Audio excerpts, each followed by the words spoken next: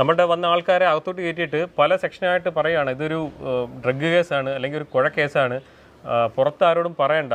അപ്പോൾ ഈ അറിയുന്ന ആൾക്കാരൊക്കെ എന്തോ അയ്യോ ഇതെന്തോ ഒരു മയക്കുമരുന്ന് കേസാണല്ലോ, നമ്മളിനി ഇത് ആരോടും പറയണ്ട, അല്ലെങ്കിൽ പുറത്തറിഞ്ഞു കഴിഞ്ഞാൽ ഭയങ്കര നാണക്കേടാണ് എന്നുള്ള രീതിയിൽ പലരും പിന്മാറി പോവുക. അവർക്ക് എന്താണ് സ്റ്റാമ്പ് എന്താണ് അല്ലെങ്കിൽ ഡ്രഗ്സ് എന്താണെന്ന് അറിയില്ല. അപ്പം ഇവരുടെ അടുത്ത് പറഞ്ഞത് ഒരു സ്റ്റാമ്പ് എന്ന് പറഞ്ഞൊരു സാധനം യൂസ് ചെയ്തിട്ടുണ്ട്, അത് യൂസ് ചെയ്ത് കഴിഞ്ഞാൽ 2 ദിവസത്തിനുള്ളിൽ മരിച്ചു പോകും. അപ്പം ഇവർക്ക് പെട്ടെന്നൊരു ഇവർ സ്റ്റക്കായിരുന്നതിൻ്റെ കാര്യം എന്ന് പറഞ്ഞാൽ പിന്നെ അറിഞ്ഞെന്ന് പറഞ്ഞു കഴിഞ്ഞാൽ ഇനി എന്തെങ്കിലും കാരണവശാൽ ഈ സാധനം ഉള്ളിൽ ചെന്നിട്ടുണ്ടാവും. കാരണം പറയുന്ന ഒരു ഡോക്ടറാണ്. ഡോക്ടർ എന്ന് പറയുമ്പോൾ നമ്മൾ ഏത് ഡോക്ടർമാരിലും നമ്മളൊരു വിശ്വാസമുണ്ട്. ഈ മരിച്ചുപോയ അതായത് എൻ്റെ അനിയൻ ഫിറോഷ് എന്ന് പറയുന്നതും ഫിറോഷ് ഒരു ഡോക്ടറാണ്.